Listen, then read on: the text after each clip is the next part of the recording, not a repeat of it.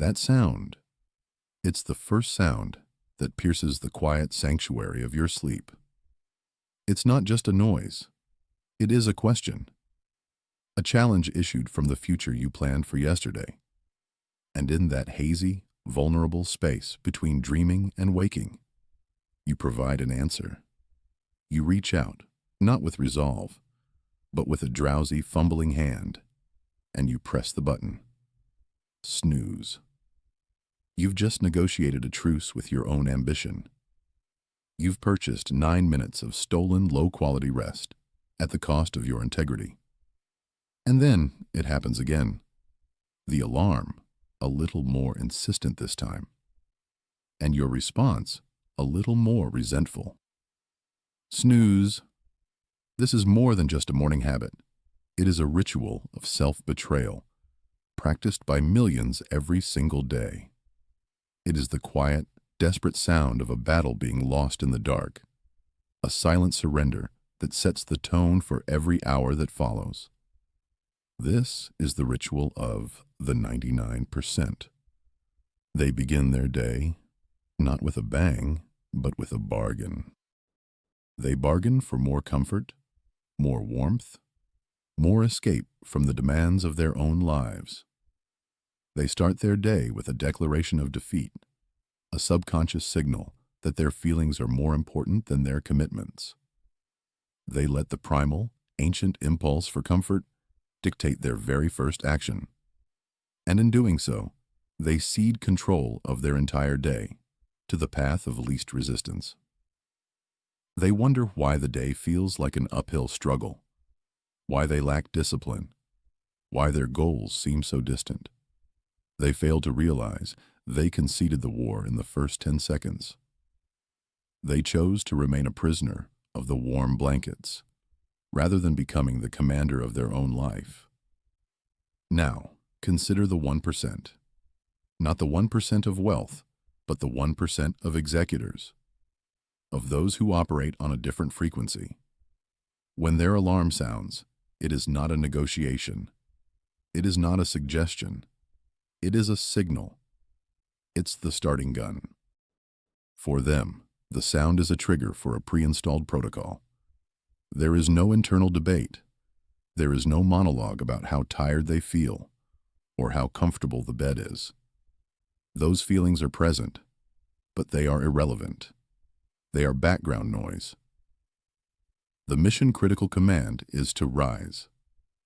Before the conscious mind can even formulate an excuse, their feet are on the floor. The battle is won. The victory is absolute. And with that single, non-negotiable action, they have seized momentum. The day does not happen to them. They happen to the day. The day is theirs. You are listening to this because some part of you recognizes the profound truth in this distinction. You are here because you are tired of losing that first battle. You're exhausted by the feeling of starting every day in a deficit of willpower. You have felt the sting of that first compromise, that small act of weakness that snowballs into an afternoon of procrastination and an evening of regret. You know deep down that how you start your morning is not just about the morning. It's a metaphor for how you live your life. It is the primary indicator of your personal sovereignty. Do you rule your impulses, or do your impulses rule you? The desire for change has brought you here. The frustration with your own patterns, the knowledge that you are capable of so much more, has led you to this moment. You are ready to stop negotiating with the alarm clock. You are ready to stop being a servant to your comfort and to finally become the master of your day. You tell yourself it's just a few more minutes of rest. This is the first and most dangerous lie of the day. It is a carefully constructed illusion your mind creates to protect its addiction to comfort. That fragmented, interrupted state you fall into is not rest. It is a neurological no man's land known as sleep inertia. Each time the alarm jolts you, your brain is violently pulled from a sleep cycle it wasn't ready to leave. When you hit snooze and drift back, you don't enter deep, restorative sleep. Instead, you hover in a shallow, useless fog. The result? You finally drag yourself out of bed, feeling groggier, less alert, and mentally slower than if you had simply risen at the first sound. You think you are gaining comfort, but you are actively trading your morning's cognitive sharpness for a few pathetic moments of warmth. It's a fool's bargain, and you make it every single day, weakening your resolve before the sun has even risen. You call it, quote, zero. Let us call it what it truly is, practicing procrastination. You are training your brain through daily repetition that a command can be negotiated. The alarm is a direct order from your higher self, the part of you that sets goals and seeks discipline. Hitting the snooze button is an act of mutiny by your lower self, the part that craves only immediate gratification.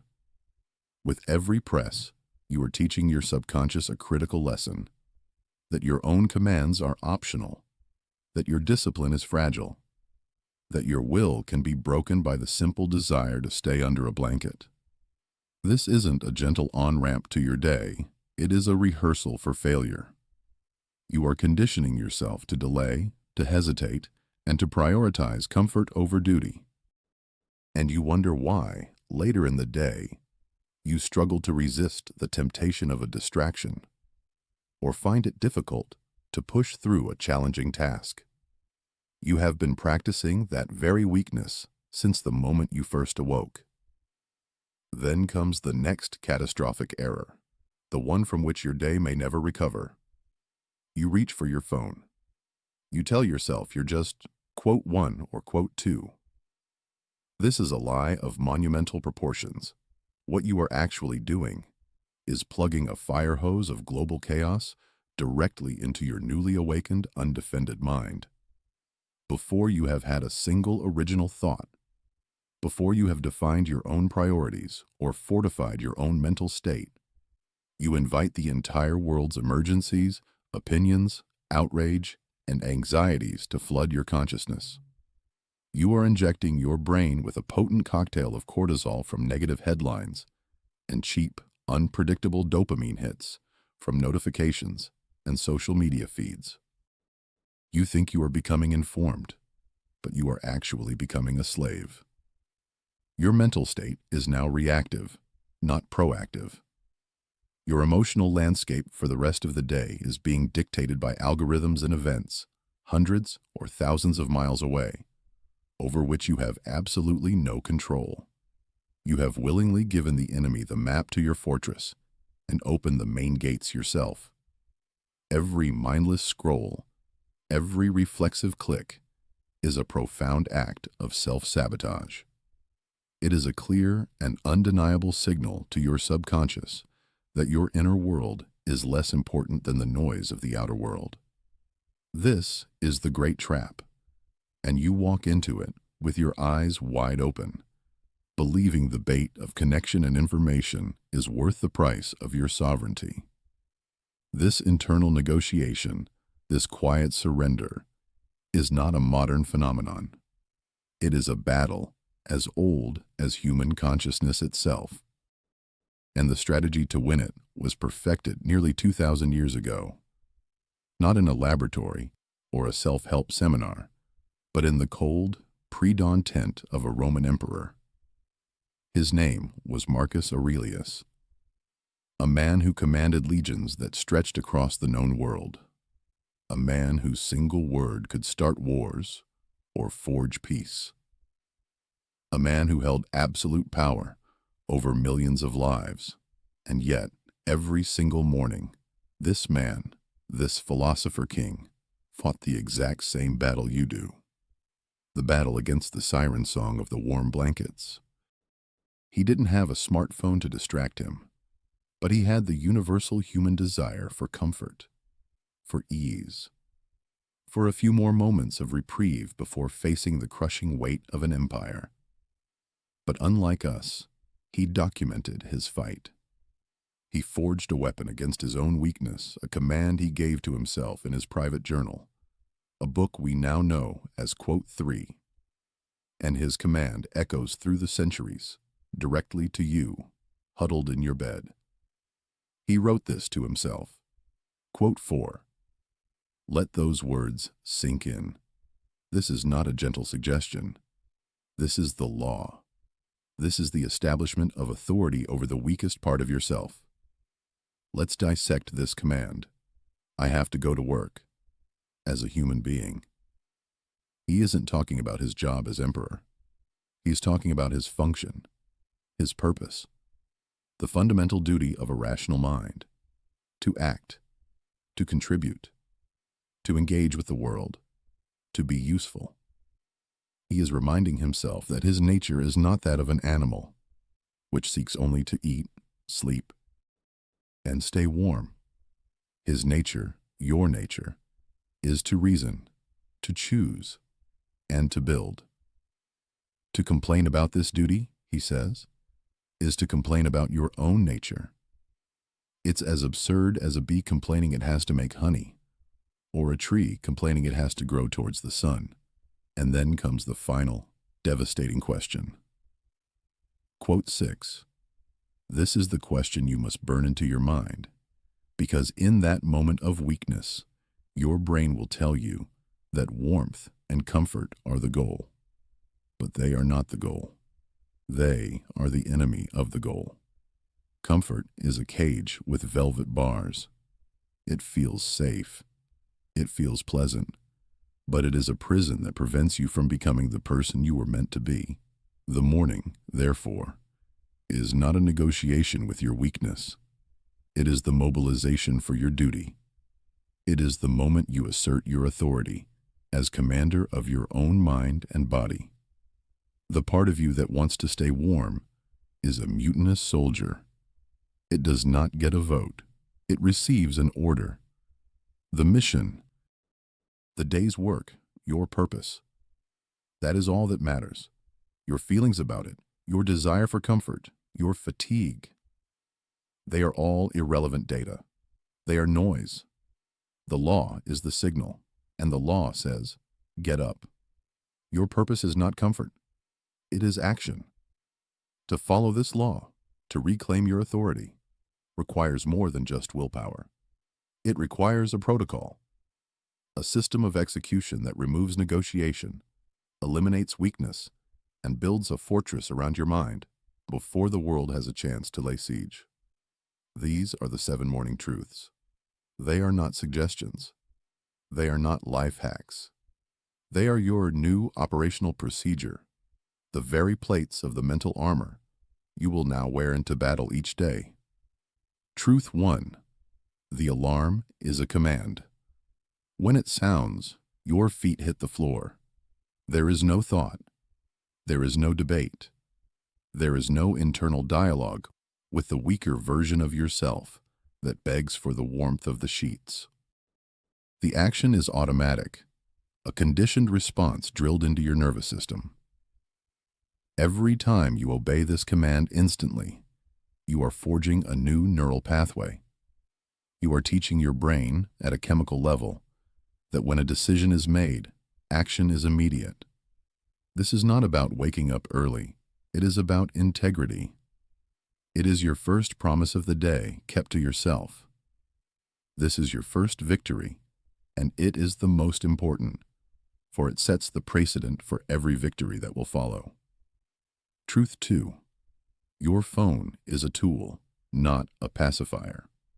For the first 60 minutes of your day, it remains silent, dark, and untouched. To reach for it upon waking is an act of profound surrender. You are willingly plugging your consciousness into a machine designed to hijack it. You are inviting an army of notifications, opinions, anxieties, and demands into your mind before you have even established your own command. Your orders for the morning must come from you, and only you. By enforcing this digital silence, you create a sacred, sovereign space. You are not consuming the world's chaos. You are cultivating your own clarity. This first hour is yours. It is the most valuable real estate of your day. Do not give it away for free. Truth 3. Discomfort is your fuel. You will immediately drink 1 full glass of cold water. Then you will step into a cold shower. This is not about hygiene. It is a deliberate act of psychological conditioning. You are teaching your body, on a cellular level, that it takes orders. It does not give them. The shock of the cold water silences the chattering mind. It triggers a primal, powerful neurochemical response that floods you with focus and energy. You are willingly and intentionally choosing a difficult path to prove to yourself that you are not a slave to comfort. You are forging resilience. You are reminding your own physiology who is in command. Truth 4. Silence is your strategy room. For 10 minutes, you will sit in complete silence. No music, no podcasts, no input of any kind. This is your morning intelligence briefing, and the intelligence you are gathering is on yourself. In this quiet, you will observe your own mind. You will see the anxious thoughts surface. You will notice the pull of distraction. You will feel the urge to be busy. Your task is not to fight these things, but to observe them, to recognize them as the enemy's reconnaissance, and to dismiss them. This is where you identify the weak points in your own defense and reinforce them before the battle begins.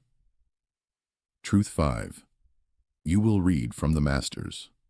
For 15 minutes, you will fortify your mind with the logic of men who conquer themselves first and the world second. Read the words of the Stoics, Aurelius, Seneca, Epictetus. You are not reading for entertainment. You are downloading a mental operating system built on logic, resilience, and an unwavering focus on what is within your control.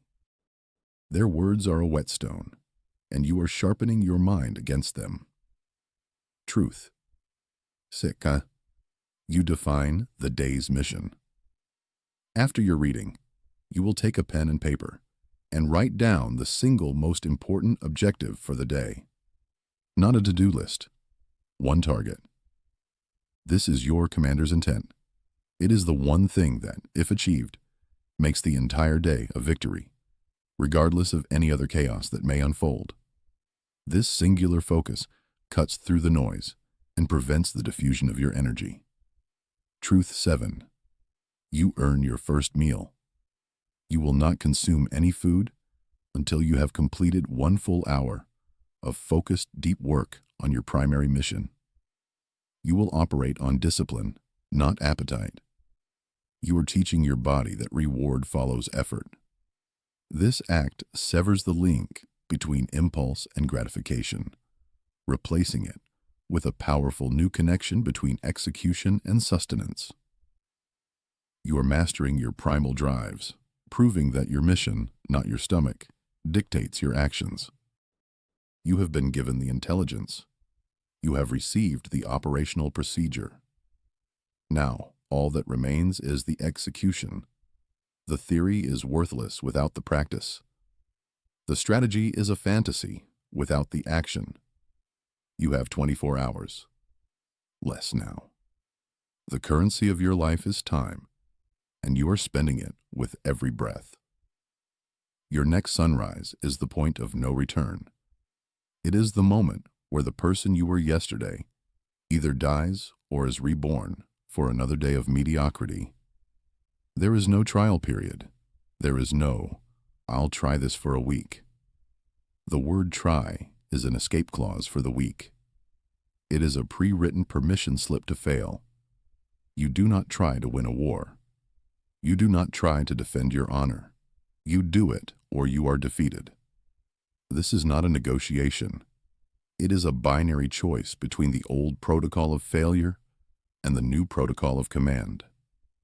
You must understand what is at stake. This is not about waking up early. This is about establishing authority over your own mind. Every time you have hit snooze, You have told your subconscious that its impulses are stronger than your will.